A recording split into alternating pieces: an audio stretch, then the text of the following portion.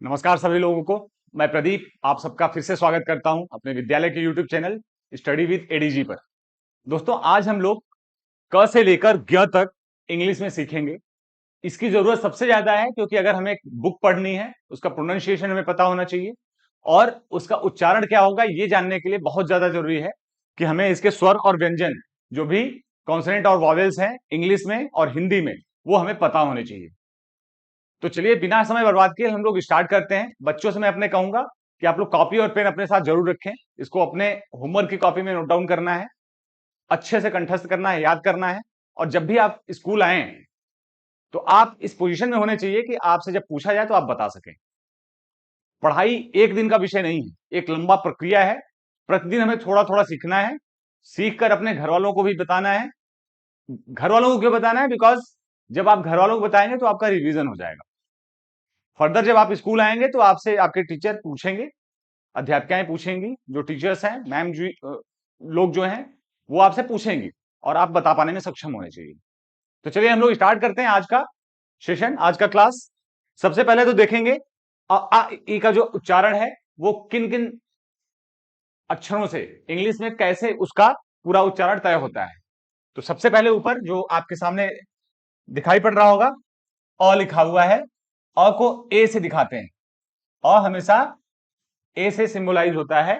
Same way uh double A से, छोटी ई आई से, छोटी ई आई से, बड़ी ई डबल ई से, उ यू से, बड़ा उ डबल ओ से, री आर आई से, ए का सिम को दिखाते हैं इंग्लिश में ई से, ए आई दिखाता है आपको ऐसे, ऐ को, ओ ओ दोनों का उच्चारण सेम है।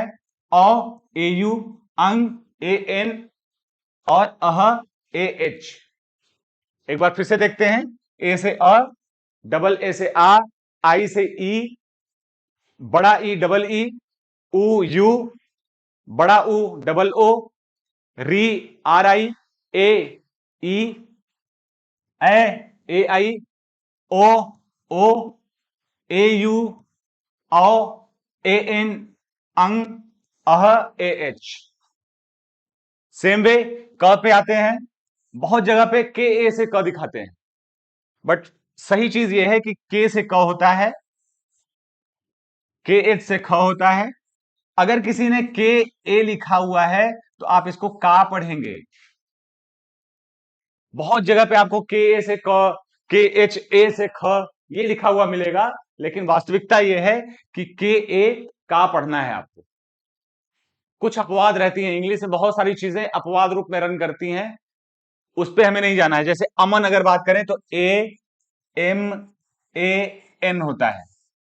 अब यहां पे लोग बोलेंगे म के लिए एम ए कैसे आ गया, न के लिए केवल एन क्यों रहा, एन ए क्यों नहीं हुआ?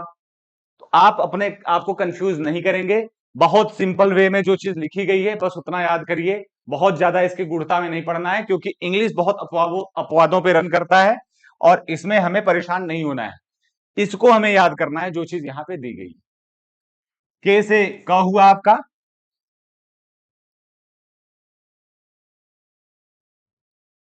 के से क हुआ,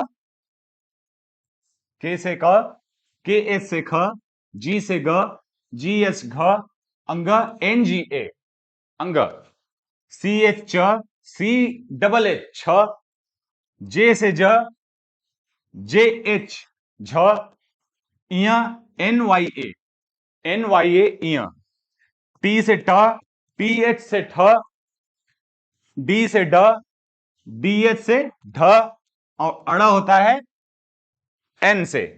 टी त, टी एच थ, डी द, डी एच ध, एन न, पी प, पी एच फ, बी ब, बी एच भ, एम म, वाई य, आर र, एल ल, वी व, एस एच बड़ा श, एस एच खटकोर स और एस स, एच ह, के एस एच क्ष, त्र टी आर, एंड ज्ञ जी वाई।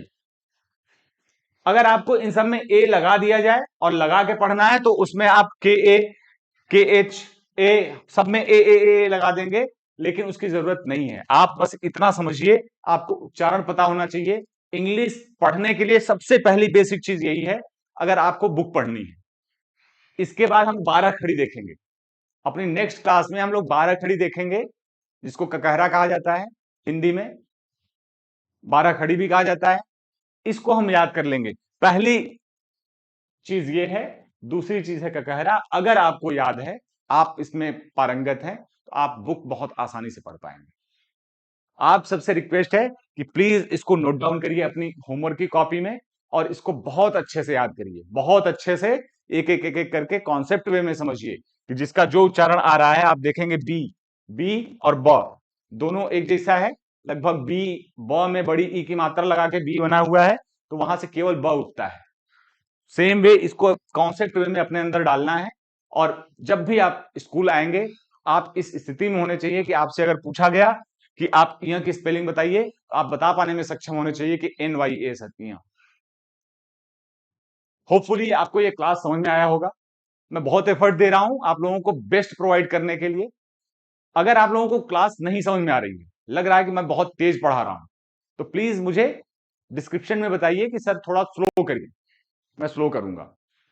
बट आपसे मेरी रिक्वेस्ट ये है कि अगर आपको समझ में आ रहा है, तो अपने होमवर्क की कॉपी में डेफिनेटली इस चीज को पूरा करके आए। बहुत बहुत धन्यवाद मुझसे जुड़ने के लिए, बहुत बहुत धन्यवाद।